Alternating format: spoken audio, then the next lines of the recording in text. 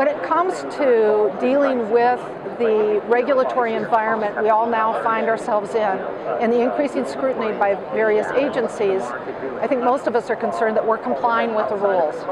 Because the Health Care Act is such a complex behemoth of a law that actually is phasing in through 2018, it's easy to become overwhelmed. So we want to eat the elephant in small bites. So how do you eat the elephant in small bites? Well, why don't we just focus a little bit on what you need to know for 2013.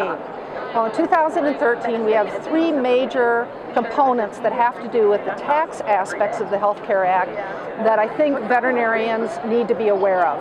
The first is the medical device tax, and we'll talk about that in another segment, but be aware that this will affect all practices. It doesn't seem like it should, but it will.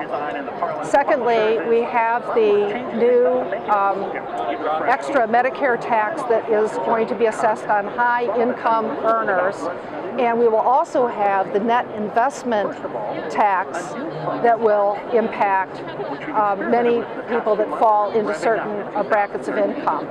And it's not as difficult as you would think to fall into those brackets, particularly if you're a practice owner.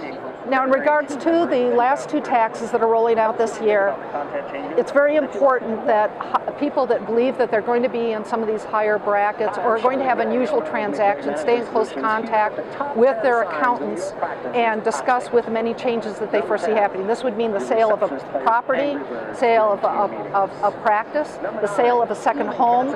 All of these might kick a taxpayer into being subject to these higher taxes that are going to be assessed on different components of income.